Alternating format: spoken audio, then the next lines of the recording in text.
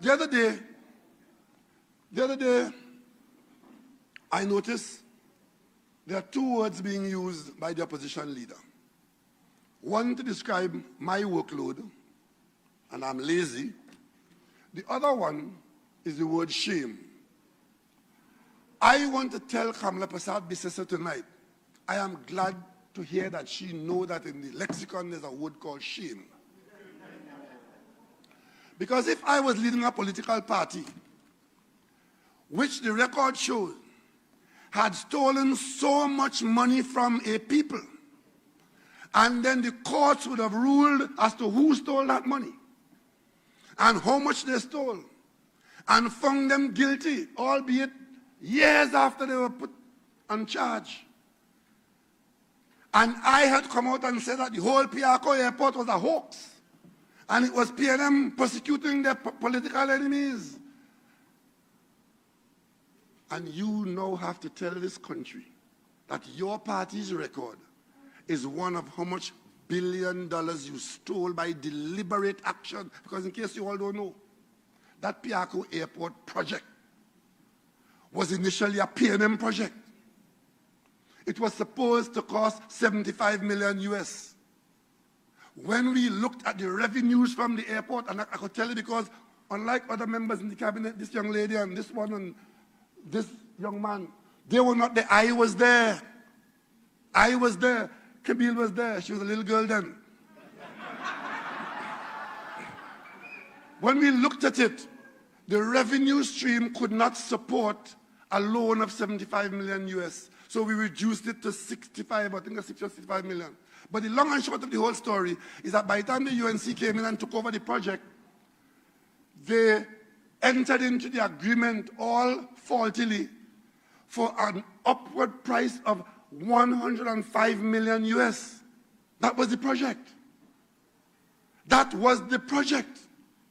And there was no real problem then with them having a little increase in the price or a different project. Government come in, government has to be responsible, government has to be given a scope to make the decisions. $105 million US contract. We had issue with how the contract was awarded. But in terms of the scale of the project, we didn't have any issue with that. By the time they were finished with that project, they added another $150 million US on it. Let me bring it down to TT for you. It was supposed to be just over $600 million. By the time the finance books in the Ministry of Finance was finished with that project for what they had sucked out of the Treasury, it was $1.6 billion, $1,000 million more. That is what Kamla Persad-Bissessar should be ashamed of. That's what she should be ashamed of. And what is worse, when people were identified as having done that, and who should be in the dock in the court, as they were in the dock in the Miami court, you had your Kamla Persad-Bissessar government coming to the parliament, I was still there, telling the parliament that they're going to make adjustments to the law. And those adjustments were to improve the dispensing of justice in the country. Little did we know, it was a deliberate attempt to change the law so that people who were on charge for this criminal conduct would be able to evade the court. Section 34 was brought into being by Kamla Persad-Bissessar and the UNC. And today she has the unmitigated gall to be calling my name and mentioning the PNM name in the very said month that the Miami court found all of them guilty.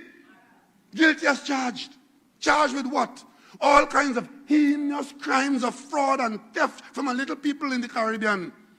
And the political party under whose tutelage and encouragement they did that, behaving as though it didn't happen. As for me, I lived that from the beginning to today, and I will never forget them because that was a record in corruption in any country.